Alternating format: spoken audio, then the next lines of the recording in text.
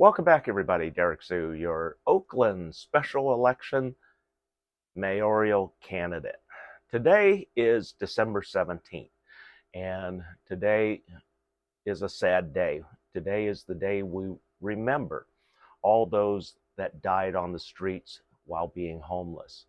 And there's a memorial today. I'm going to post the information for you if you wish to join us at the online memorial, remembering our homeless that died on the streets. And I bring this up uh, in the fact that Oakland continues to do illegal sweeps during the rain and wind. Uh, City of Oakland said that they don't do that in inclement weather, but yes, they do. They have done so, and they continue to lie about it. They've lied about this for years. They lied directly to a judge in court about this also. So I bring this up because this week, sweeps here in the city of Oakland cost a person their life because the city of Oakland swept their shelter, their only shelter, took it away, destroyed it, and left them on the curb on the city of Oakland streets with no protection, no offer of shelter, no rooms, nothing. And this individual ended up dying from exposure here on the city streets of Oakland at East 12th and 17th Avenue. And we'll remember this individual, Dana, today at the memorial. But we have solutions that can prevent these untimely deaths. And that's in my Oakland Middle Harbor Shoreline Park project. And if you elect me, your next Oakland mayor, this is something that I plan on bringing to the city of Oakland, which would be a great benefit to the city of Oakland. Number one, it increases interest and creates excitement in Oakland, because not only are we looking at new 100% affordable homes through my program, but also opportunities for businesses to expand and grow and really become profitable, because they will be able to own their site on board the cruise ships. And so this is something that's very different. Oakland businesses struggle with high rents, high leases. I mean, we're talking $50,000 for some businesses, and in others it may be even more for a small business owner. And so these are crushing prices. And why we see such high prices when we go to eat or buy anything is because their overhead is extremely high. By using the cruise ship project, we substantially lower the cost of overhead for businesses to the fact that rather than paying rent, which is all loss, a complete loss for the business, they actually own the business. They own the site, and they put the money back in their own pocket. Makes sense. One of the things that I wanted to talk about is how we're going to save and rescue a lot of the people that are living and struggling on the streets and dying on our streets. I mentioned my cruise ship program because it is a very, very extensive program with where everybody has been considered for this. In the 2/3 program, there are 3 parts to each portion.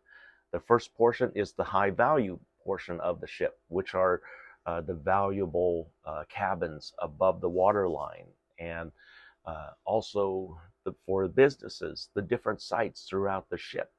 And so we're talking about 2,000 to 2,200 new affordable housing units per ship. So if you multiply that by 6 ships, 2,000, that's 12,100% affordable units. And then here's where we come back to the 2/3. 1/3 is high value.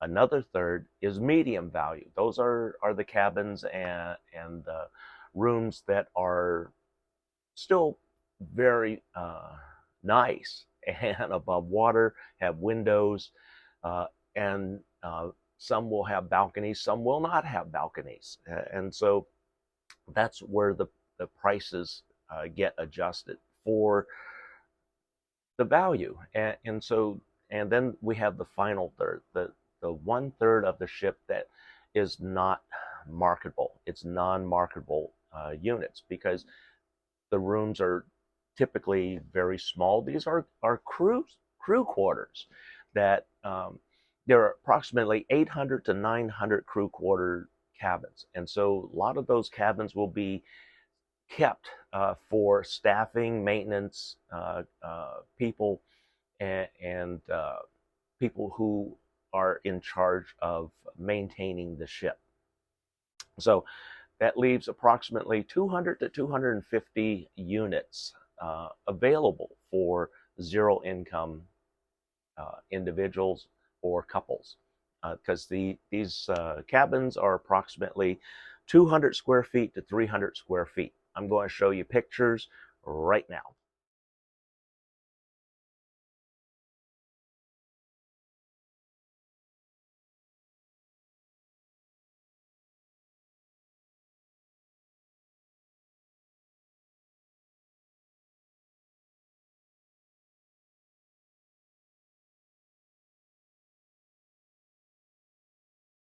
Okay, so now you see some of the zero income cabins, and each one's going to be a little different, but there are no windows. That's the main thing. There are no windows, and the most of these are going to be at or below the water line of the ship, and so that's why there are no windows.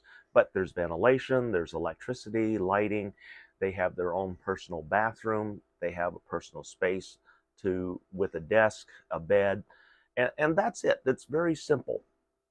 But for those that have no income, there are ways that they can maintain their relationship with the ship.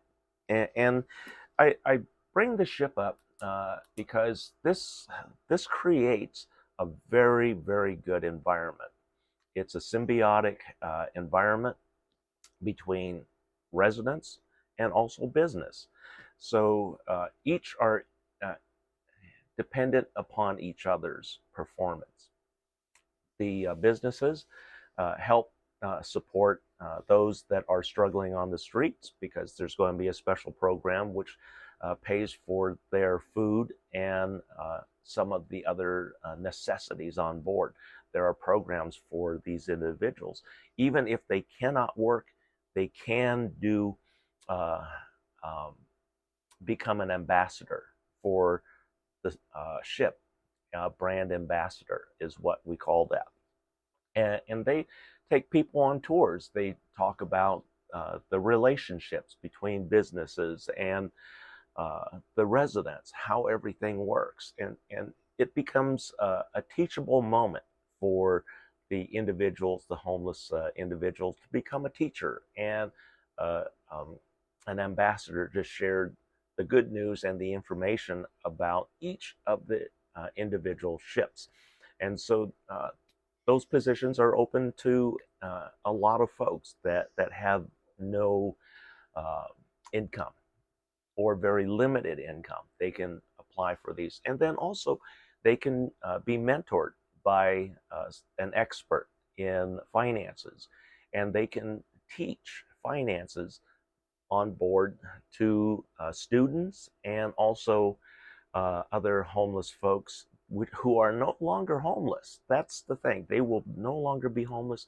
They will be under the protection of either heritage or sanctuary housing here in the city of Oakland. That's what we're proposing for this new program. And this new program will be mostly done by the city of Oakland for the residential portion, and then the other portion, the business side and finances and everything, will be split between the Port of Oakland and a City of Oakland agency.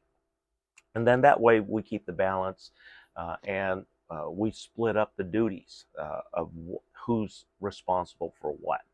And that's something that still needs to be worked out, but nothing that can't be overcome. The ships, back when I first started this project back in 2017, the cruise ships were not readily available because